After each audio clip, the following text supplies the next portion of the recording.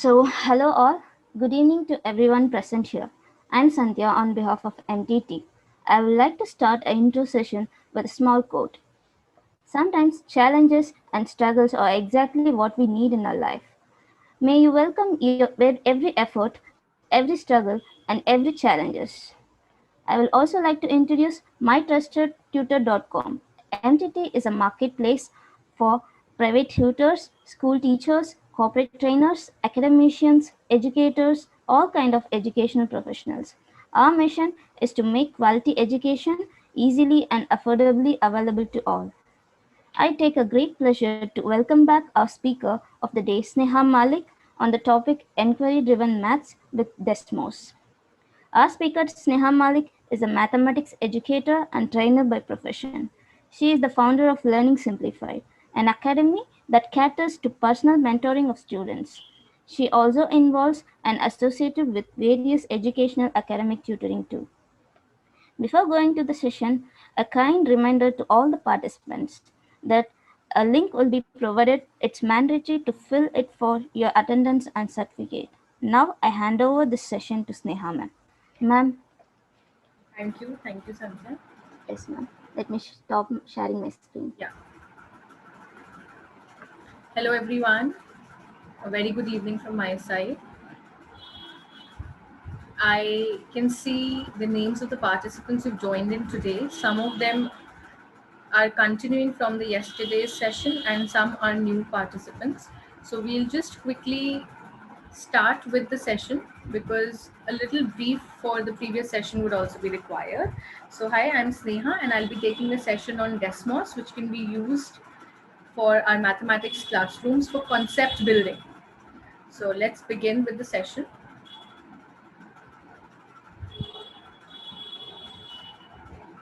Okay, so actually I was planning to start with the middle, but now I think having new participants, I'll just take a brief revision of what we did yesterday. So here we are. We were talking about Desmos. So yesterday we talked about the overview of Desmos activities. We also felt like a student and experienced the assigned activity. This already has been done yesterday. Finding and implementing Desmos activities. Implementing the Desmos activities also has been talked yesterday, and finding, we'll talk about it a little bit more today. Understanding the teacher dashboard, which is the storehouse of all the powers that we have understood that also yesterday. So we'll talk about it a little bit more today. This is something that we'll be starting today: making collections, feedback and formative learning, and editing activities. So let's begin. Okay, so all of you can raise your questions in the chat box. Cynthia will help us moderate them.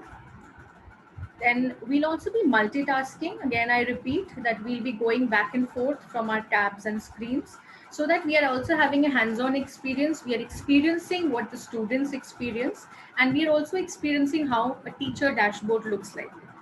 Okay, so kindly participate actively. I want you to participate as students because the more we do, the more we'll retain. You can start implementing these activities. You can start using this tool from tomorrow itself. So I would really be, it will be an appreciation for me only that if you start using it from tomorrow, your students will actually feel the difference in how concept is built sequentially.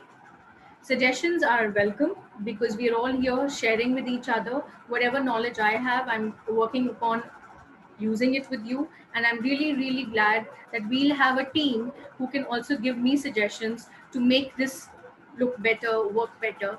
So all of you are free to use the chat box to give any suggestions of your expert opinion. Thank you. So we had a quick tour of Desmos yesterday. So the ones who were not available yesterday, everything is available at www.desmos.com. Right? So this is the website that we are going to. We did an icebreaker session, so I won't be doing that today. That icebreaker session can be used to introduce the class participants with each other, introduce the class members to the teacher. Maybe the teacher also introduces herself to her students, right? So we'll not do this today again. Different kinds of activities. We explored one of them, and I still remember that one was given as homework. So we'll come back to that shortly. And polygraphs is a different kind of activity, a different set of activity based on guess who. So we'll not be exploring polygraphs today, but we'll be talking about general classroom activities that can be done on Desmos. So this was the activity that we left on with yesterday, and today we'll cover up and we'll start our session from this activity. So this was the balloon float activity. So I've chosen a very simple activity which can be understood by all. So even if we have primary educators, middle school, secondary or higher secondary educators, you will get an idea of how these activities actually, level up, how they progress from one question to the other, and how they help in concept building. So I've taken a very simple activity which is understandable by all the levels of teachers. That's based on ratio and proportion, right? So this activity we started up with. So I'll just tell you how we started with this activity. We went to our teacher account that was on teacher.desmos.com. Okay, so there are two interfaces, www.teacher.desmos.com and www.student.desmos.com. So the teacher is actually using this platform and students would be working on the other platform.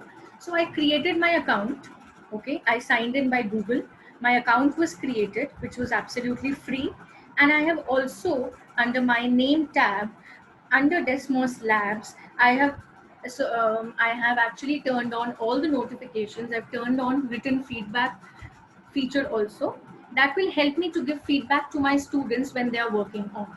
Okay, so this all we have, the demo was shown yesterday, and this is just to recap what we did. So how to implement these activities? We went to teacher.desmos.com. We created a free account. We enabled the Desmos written feedback also. Now we searched an activity. Then we assigned the activity. So I'll just show you how we can do this again, and we'll start with our classroom dashboard. Okay. Okay, so how to find Desmos activities, this also we'll talk about. So first way is that we are going to teacher.desmos.com. This is my teacher.desmos.com. So without wasting time, I have logged in already. This Desmos is to go for the home page. This is your top left corner. You can see the top left, the left bar column. So it has your home, most popular, manage classes. So you can add your classes here. You can create a class. Activity history. So as soon as I go on activity history, I see the balloon float activity that actually was done by the participants yesterday. So I'm loading my dashboard. I don't know where to go from. So I went to activity history. And this is something that appears. So I request all the participants who were not there in yesterday's class to kindly come on student.desmos.com, open another tab, and type in the code KD7CAQ. This will help you to come on the same level as what was done yesterday. So I request Cynthia to just write down this code in the chat box and give the URL. Can it be done, Cynthia? Done, ma'am. It's already Okay. wrote. Thank you. So all the participants have to go to student.desmos.com and type in the code KD7CAQ. There is no space in between. I could have also used this pre-populated link here. I could have shared it in my Google Classroom, or I could have given it to in the WhatsApp also to all of you. But we actually try to use the laptop for these activities to have a full screen feature.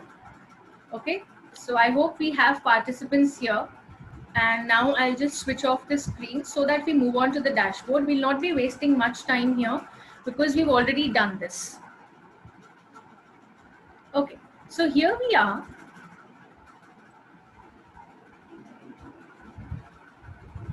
And this is my teacher dashboard. I'll again just reiterate the features of the teacher dashboard and how did we generate this activity, how did we find the activity can also be shown to you. This is my D. So this D actually, when I click on that, I go to my home page. Fine. Finding the activities, either you can search for an activity here on the main Desmos channel. So suppose you write down ratio and proportion.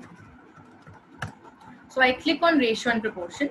I find out some activities, and of course as teachers you have to spend in some time in seeing what the activity looks like. Is it relevant to your age group or not?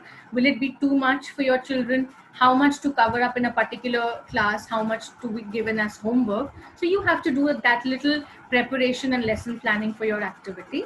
So here, these are the activities. You can read their description, and this was my balloon float activity. I'll click on the activity and I'll assign. I click on assign and you click on single session code. I'm not doing it again because I've already assigned this activity to my class. And here it is. When you click on this activity, it's already assigned to my class. You can also have a student preview. So you can click on the student preview and see what each student will be experiencing. You can try it on as students. You can see how they'll be filling up the tables as you will be doing right now. So I close this. I go to my dashboard, right? Another way of finding the activities is this. If you look here, one way of finding the activities was that you can use the simple search bar, right? Second is Google search. There are a lot of activities which are available on Google also. So they're on the web already. The ones which are available on the Desmos page are actually chosen specifically and created very, by professionals. It's chosen, it's a selected few activities which are there. But there are a whole lot of activities on the web. So you can search on Google also if you are not satisfied with the activities that you see under your category.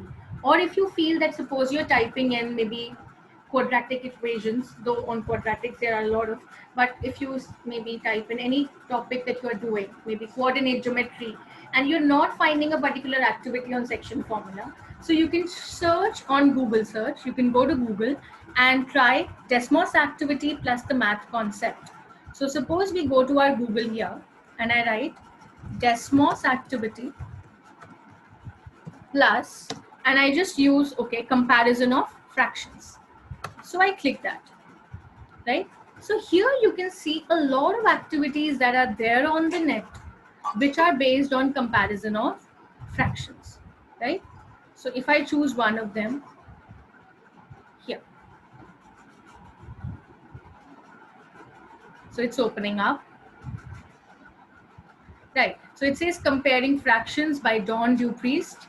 And this activity can be assigned by the same manner like we assign the other activities. You can have a student preview for that too. Now, sometimes when you are, you may think that these are the activities that I have already found out.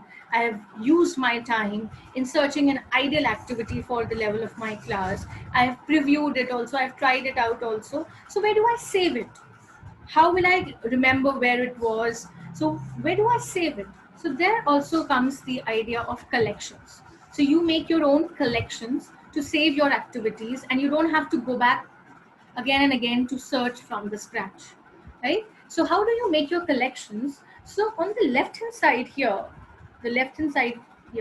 you have collections tab. So you can click on collections. So suppose my collections are grade 11 math whiz, like that's the maths club that I have.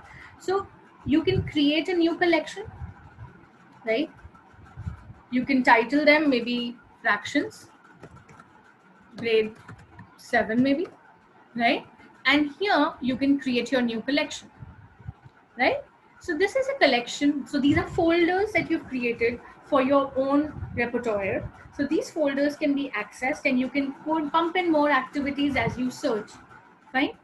And if I go back to the activity that I actually searched, comparing fractions, I like this activity a lot. I want to save it. So what I'll do is I'll go to this plus icon here. So I click on plus and he'll give you a series of collections that you have. So I choose fractions grade 7 and I save my collection. I save it to my collections. It can be used whenever this topic has to be done during my teaching journey, right? Okay, so this was the way of collections. And if you have a lot of collection activities, you can also sort them out by sections. Okay, so if you have edit collection option also here. So where did I go? I repeat, I went to collections. Suppose I opened grade 11. There are some polygraphs on conics, there are some polygraphs on circles and ellipses. So what are polygraphs? Polygraphs are a different kind of Desmos activities which are just based on guessing. So we've already discussed that yesterday, but for a glimpse, I'll just tell you that these are yes-no activities. So a particular person is a guesser and the other will actually be asking questions, right? So they eliminate options on the basis of yes or no, and they actually come down to the particular correct option, right? So you can try these polygraphs too. So here is the folder name grade 11, which says created by you, which has two activities. So you can go on these three dots here, and either you can share this collection, you can share it with any co-teacher, or if you are the department head or you are someone who is planning for grade 11, so you can share this entire collection with grade 11 teachers so that they can use it for their own classes too. You can share this collection with any co-teacher also with a shareable link, right? So they'll also have an access to these collections. Second option is editing collection. So you can edit the collection too. I click the edit collection option. So let's see. And you can see here very well. Add collection description. So you can add description, when to do, how to do, any ideas that come up to your mind. Adding a section. So you can create sections, maybe term 1, term 2, maybe assessment strategies, or these can be your formative assessment activities. Some can only be maybe prerequisite knowledge testing activities. So you can add sections accordingly to these activities too. And adding activities, you can add it directly through the activity tool, or you can paste the activity URL which is shared with you somehow. Okay, so this is all about collections. I go to D, again Desmos, which is my home page. I'm going to my home page. Okay, so one was collections that you have already made.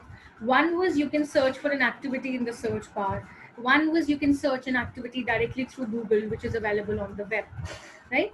Then there are featured collections also. There are some more very popular collections available. So as you come down, these are the featured collections. So you can see these featured activities, most popular activities used, recent activities, some new activities which have been posted on the portal. So you can see them. So you can come down and you can click on view all. So when you view all, you can see all the featured collections, all the folders already made for you. So we can see for elementary grades, we can see activities on exponential functions, intro to the coordinate plane. You can see these activities. Some activities have distance learning appropriate also written in front of them. You can go to those too.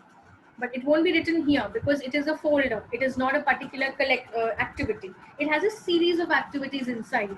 So when you go distance learning algebra, these are the recent ones which have come in.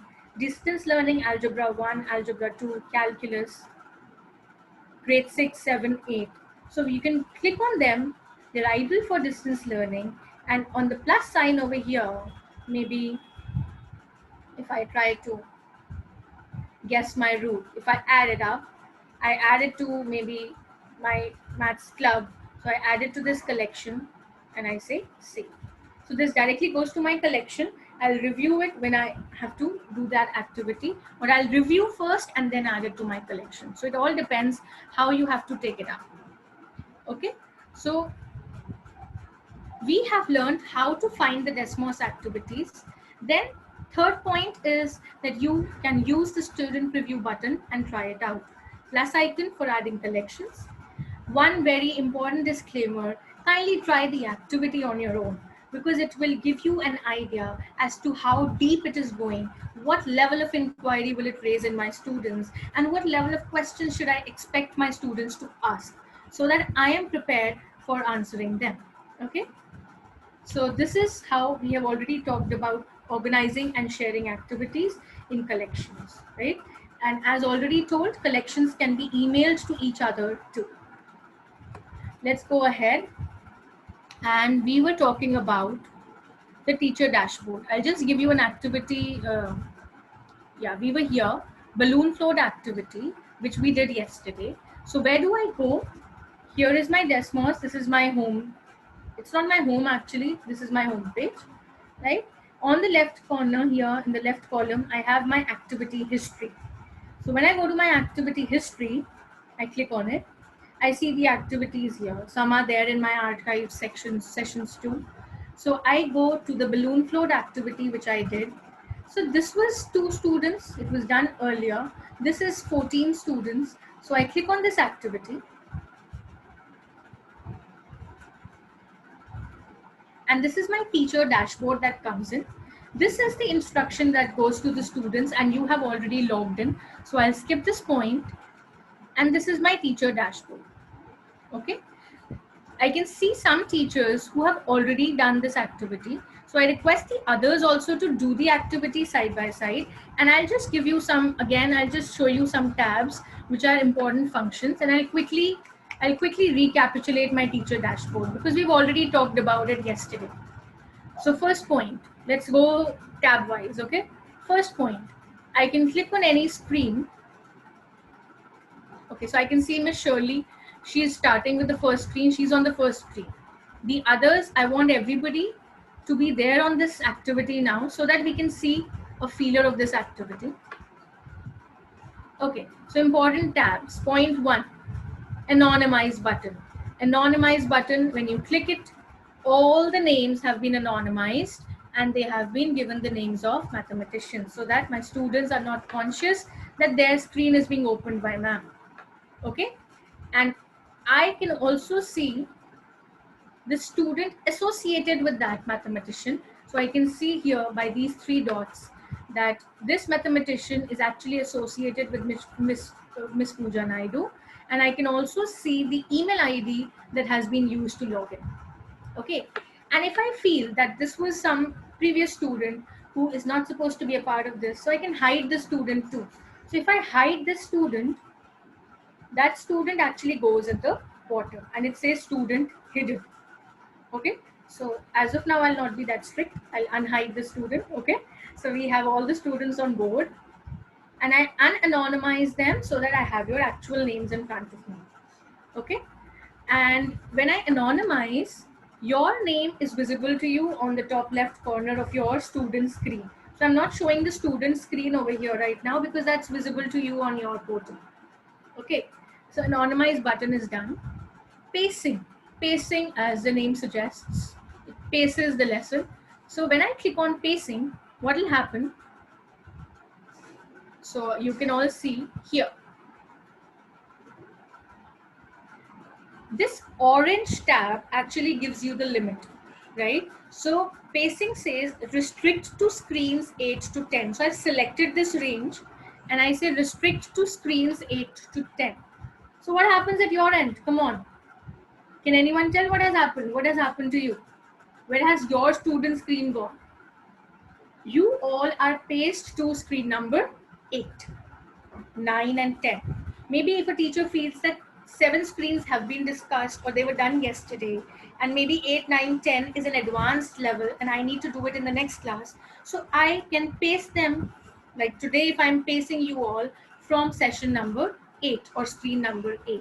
So this is the pacing button and you can use this plus option over here to paste to the next screen. So you can even go to the next screen over here. You can edit the pacing options too. I can also click on stop pacing. So you can play with all of them one by one, right? So this was your pacing button. Then this is your pause button. What does the pause button do? The pause button pauses the activity. So now nobody is allowed to answer anything, right? If the time is up, if the duration of the activity is over, if the deadline is over, you can always pause the activity so that no new additions can be done. Okay? Right. Then this is your name of the activity. This is your code. This little plus sign over here. See what information is it showing? Share with the co-teacher. This is a very, very, very good feature that we have, that this entire teacher dashboard can be shared with a co-teacher too, right? So if I click on this button, share with the co-teacher, your co-teachers can view any dashboard you send them. You can revoke their access at any time. Okay, so manage co-teachers, and here in your account settings, you have to add your co-teacher. So you'll have to see where to go. You'll go here. This was your home screen. You go to your account here. So it's Sneha Malik over here. I click on this. I go to account settings. This was the Desmos Labs. You remember we went to this? We went to Desmos Labs. We actually turned on written feedback too. So this was that tab. And when I go to my account settings here, okay, so here I'll enter the email address of my teacher, right? I can have my profile information, I can change the password, I can manage my co-teachers, I can add co-teachers here, right? So this was used, shared with the co-teachers, and since I have not added any co-teacher, that is why it is not showing me which one to select. Otherwise, you can add your co-teachers, and this entire dashboard also gets shared with another co-teacher who can see the responses of the students, right? So I close this, right? So I'll unpause the activity because the ones who want to do the activity side by side are most welcome to do that. Okay, coming back to this topic, we have on our teacher dashboard 4 tabs on the right hand side too. So one says summary. So we are here on the summary page. This is called summary. Okay, this is summary. Teacher. So what does the teacher see? The teacher has actually selected screen number 8. So on screen number 8, she is able to see what all responses have come from Mr. Pradeep Bhagwat, from Miss Bhavani, Miss Sandhya, Miss Madhuri, Miss Shirley, Miss Anita. So the teacher can see all the responses by these students who have given their answers. And original, if I click on original, this was the original question which was asked to the students, right? Overlay actually shows all the responses together, right? So this is my teacher screen. So if I select some other screen, suppose predict. So if I have predict question, so I see that it is an open-ended question. It is a subjective question, and every student will give a different answer, right? So what I can do is, these are the predictions by my students, and I want to hold a discussion about them. So here, do you see that there's a camera icon here? 1, 2, 3. There's a small camera icon with everything that has been responded. So what I do, I click on this camera. 1, 2, 3. And it says snapshot captured. So it actually takes a screenshot of what answers you've given. Where do they go? Where are they? Can anyone guess in the chat box? Where have they gone? Please look at your teacher dashboard and tell me, where have they gone? These were snapshots, some screenshots taken. So where have they gone? Okay, snapshots. So they've gone in snapshots. That's good. And it's on the right hand side here. And it says bracket mein 3. So there are 3 snapshots that have been captured by me. So I'm very smart. I want to discuss on these things because any wrong answer given by my student can give a wrong foundation to their understanding. So I have to discuss this. This is important. What I can do is I'll pause the activity and I'll try to hold a discussion around it. I go to snapshots. I click on snapshots, right? So these are the snapshots. These are 3 over here. And I say, I drag them, or maybe there's a 3 dot dot dot. I can either duplicate the snapshot or I can delete the snapshot.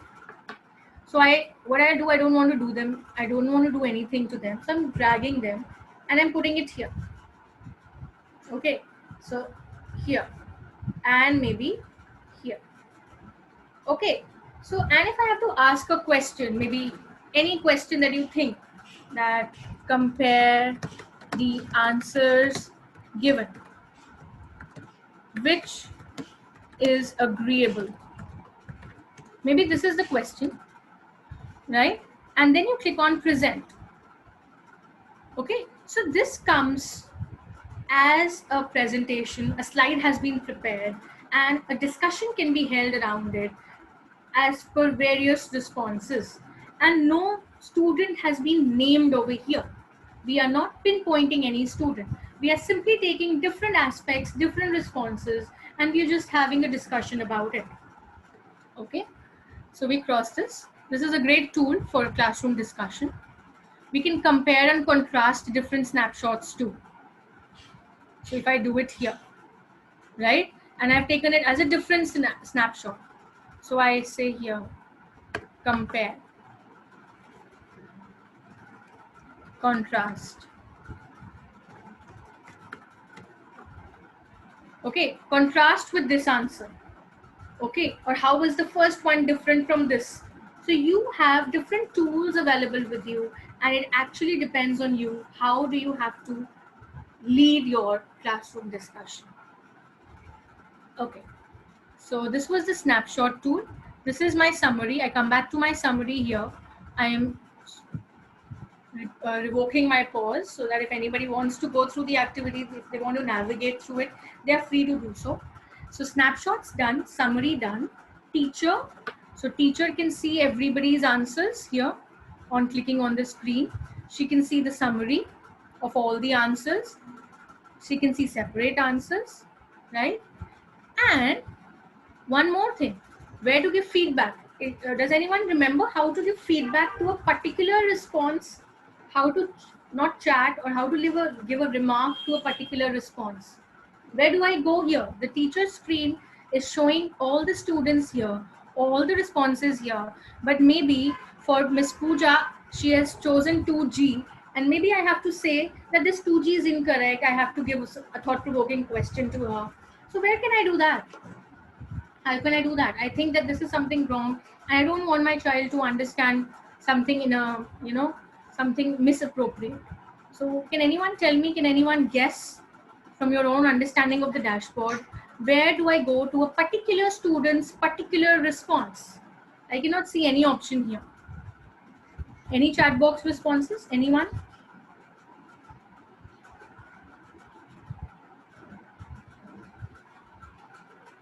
I repeat the question.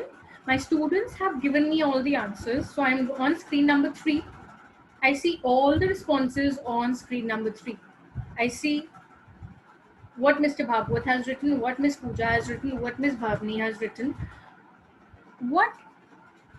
How to give feedback. Okay, one response that I get is click on the name of the child. Okay, so where does that come from?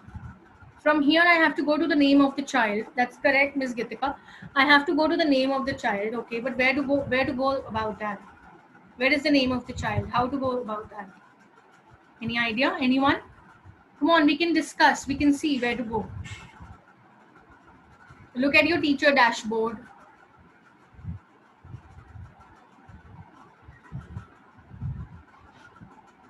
Students. Okay. So we'll just see on the right hand side. Let's check. Students actually, I'll click on that. Students actually shows you the student aspect of the question. What kind of screen was available to the student, right? But if I have to go to a particular student, I'll go to my, okay, I have one chat, let me check. Anonymize. Where is that anonymize? Anonymize will actually be workable on the summary. So this is my summary. This is the matrix that I have. I have rows and columns. I have rows for my students and I have columns for those screens. So the intersection of the row and column actually gives me a particular screen for that student, isn't it? So suppose I realized that on screen number 3, Miss Pooja had written a wrong answer. I saw a cross over here. There was something wrong. I click on this. I click on this cell of this matrix. So I click on this. See, what do I get? 2G, right? And I want to say that this is something which is incorrect. This is something that you have to think about. So either I can take a snapshot, discuss it, or I can leave a feedback. So do you see a small chat icon on the top? It says lesson feedback. I click on this. I write down maybe anything. Is 2G suitable for maybe 50 grams? I don't know. Whatever. You just, whatever you feel, you can write it down and click on send. Okay.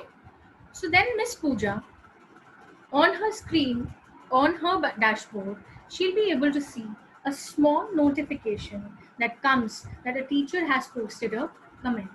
So she'll be directed to that particular screen. She can go and see what has the teacher posted, but she'll not be able to reply. Maybe she'll just be able to think and ponder that I have got a particular point to ponder over. And this can happen only when you are synchronous, right? So when you are synchronous, when you are having the activity live, then you can see the child seeing the feedback instantly. Okay. Asynchronously, when you evaluate, you can leave the feedbacks later and you can ask them to go back to it. Okay. So here we were. So we've discussed snapshots, we've discussed summary page, we've discussed the teacher tab, and we've discussed the student tab. So this was all our dashboard. Fine, let's come back to our PPT. Okay, so these are the things that you have to consider. Right now, as I already discussed with one of the teachers, that student to device ratio is not a problem right now, because all the students are at home, they have their devices with them, they have their personal things. You can either give an activity synchronously to them or asynchronously, they will be ready with the solution. Okay. Otherwise, when you are on offline, if you are in school and if you want to consider this activity to be done in your maybe the mathematics lab or maybe a learning lab that you have, computer lab, so you can actually pair up students and make them sit together. Polygraphs will automatically pair the students. Otherwise, you can pair them up. You can give them opportunities for discussion and ask them to counter each other's notions and come up with the best solution. Right? Dashboard display. So dashboard display has been explained to you. Launch. Before launching the activity, I would definitely favor a pre-working of the activity. First, kindly try that activity and check the level, right? Explore more activities, explore something which can be more fun, more understandable to my students, and summarize all the activities first to your students before starting anything new, right? They don't know anything that you are starting. Out of the blue, you cannot just come and say that aaj hum ye karenge. You have to give a background to them. You have to explain a situation. You have to lay the foundation for what you are doing. So yesterday when we started with the balloon float activity, I actually showed them a trailer of the movie Up, which was actually taking up the entire house up with the balloons, and the house was floating in the air, right? So you can give them some notions, you can give them some prerequisites, you can spark the activity and spark their curiosity to start learning. Okay. So in distance learning, synchronous, some activities can be done which is teacher led, and asynchronous, which are student paced. They can do it whenever they wish, whenever they find time, whenever the device is available to them, connectivity is intact, they can do them. So we've already discussed this. So you can go through all of this, that how can you practice as a teacher on the dashboard. I have not given you a hands-on experience on this, but you can definitely do this. You can create a class code, you can open the dashboard in one tab and open an additional browser. So I did this yesterday. I showed them I was logged in as a teacher and a student both. But when you log in as a student, kindly continue without signing in, because the same account cannot be used as a teacher account and a student account. Okay. So teacher account is different, where your dashboard activities will go, but the student account, you can take it as continue without signing in. Okay.